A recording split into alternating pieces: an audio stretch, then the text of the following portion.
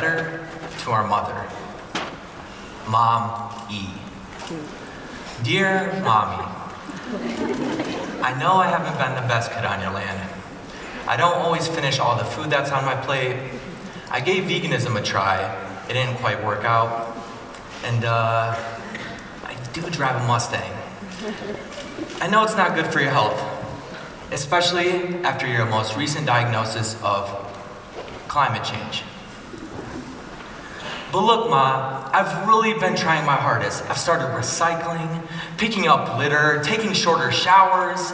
Please, please, please don't take away my allowance of fresh air, food, and clean water. I just wish taking care of you wasn't such a chore. Probably shouldn't have said that. Look, Ma, I think I can make it up to you.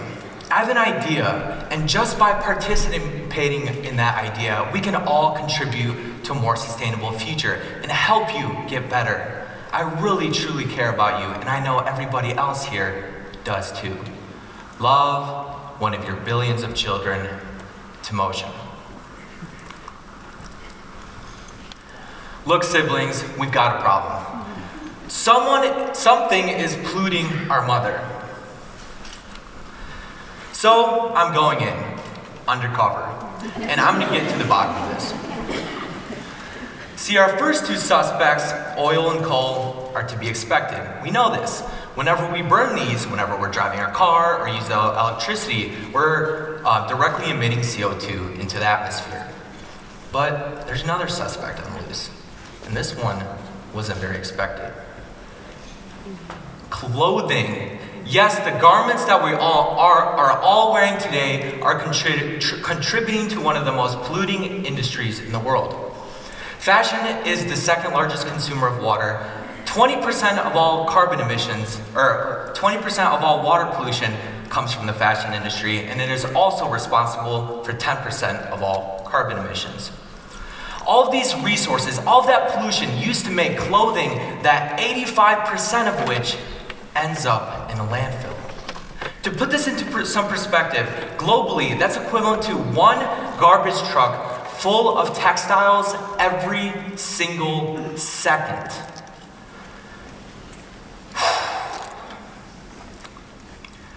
To dig down deep and try to find a solution, we have to understand what fashion is. Fashion as a term means a popular trend.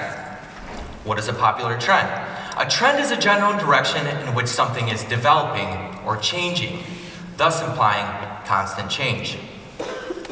So by the transitive property of equality, if fashion is a trend and trend equals change, fashion must imply constant change. And that change is exactly what fuels one of the most polluting aspects in the fashion industry. Fast fashion. Brands like H&M, Zara, Forever 21, they offer the most affordable prices for the latest trends. In fact, brands like Fashion Nova can offer 600 to 900 new styles every single week.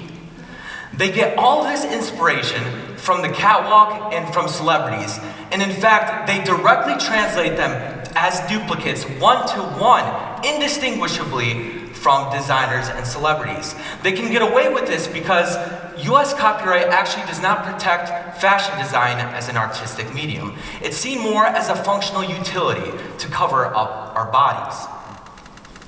Not so great for the designers. However, for the customer, for George here, who would conventionally not be able to afford designer clothing, he can pull off the same exact look as Justin Bieber. And yeah, to me and you, that is a steal. However, price can be deceiving because low price means low quality. The garment's not designed to last. It is expected that after just about 7 washes, you'll notice noticeable wear on the garment where the buttons start popping off or perhaps the hem comes loose. And they designed this intentionally so we can return back to the stores and buy something new. And we don't mind because the prices are so low. But the reality is we actually buy into that because the average garment is only worn 4 times before it's left in the back of our closets, unloved, untouched. This happens because we simply don't like it anymore. It's no longer in trend. And as a result, the average American will throw away roughly 70 pounds of clothing every year. You see, perhaps this is because trends and fashion has, historically speaking, never been about us. We've always been in the passenger seat. Whatever new trend comes out, we're like, okay, sounds good. And then we buy into it. But it has nothing to do with our personal style. So when we go into these stores and buy the latest trend, we will never be satisfied. And the garments will continue to go to our landfills, and our clothing will continuously be piled higher and higher, using all the resources and all the pollution that happened along with it gone. So perhaps, as we concluded, if fashion is change, maybe it's in the wrong direction.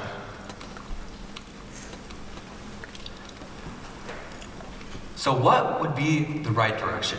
How can we begin to rethink clothing so it wouldn't be just a single garment that could go out of trend, but it was actually a platform for infinite customization? My name is Timosha Krivtsov, and I'm the founder and designer of Art and Texture.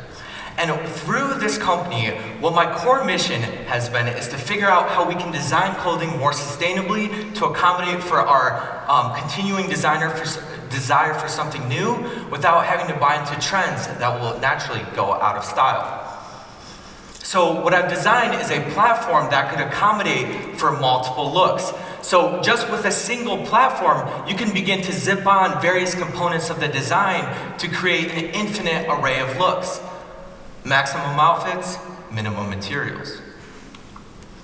So just by zipping on a single pocket, as you can see here, you can get a completely different look using a fifth of the fabric that would be needed to create the same exact look with a conventional garment. From a cotton perspective, that saves us roughly 2,000 gallons of water in the production of the cotton.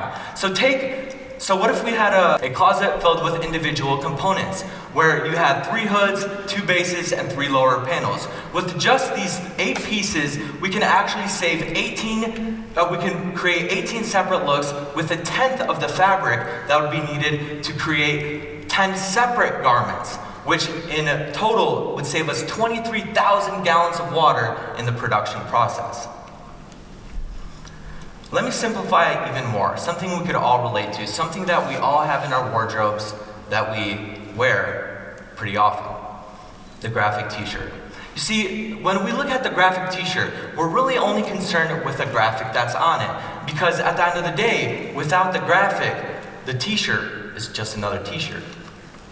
But the problem is, a single t-shirt actually requires roughly 700 gallons of water to produce its cotton. And when the graphic itself only takes roughly 5 to 10% of the entirety of the t-shirt, that's resulting 90 to 95 fabric waste when we look at several t-shirts.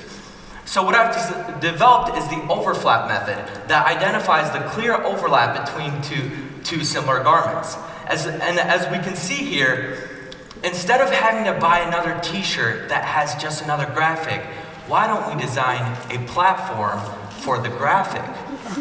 So this panel that we can zip onto the t-shirt becomes the new t-shirt.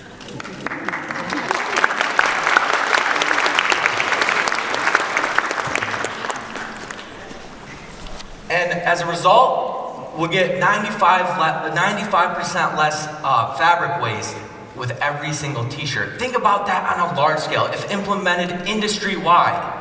And this is what I leave with you today. Mommy is still sick. She's still being polluted on by all of us. Some of us do pretty bad, some of us even worse. But the reality of what I've uncovered is some of us care and some of us don't. So what we need to begin to do is we have to begin developing systems that by nature are sustainable, so everyone within that system, without even acknowledging it, will be contributing to a more sustainable future. You see, when even our president doesn't believe that climate change exists, we have to begin to be creative, and we have to think of, okay, if we have a t-shirt, why don't we just, interchange the graphic? These simple solutions can be, if implemented on a large scale, can begin to revolutionize the way that we think about the everyday objects. Think about the car that you drive, or maybe the light bulbs that you use. If we can make these pieces more, these resources more sustainable, then again, everybody will be contributing to a more sustainable future, and all of us will help Mommy get better. Love one of your billions of children, Timosha.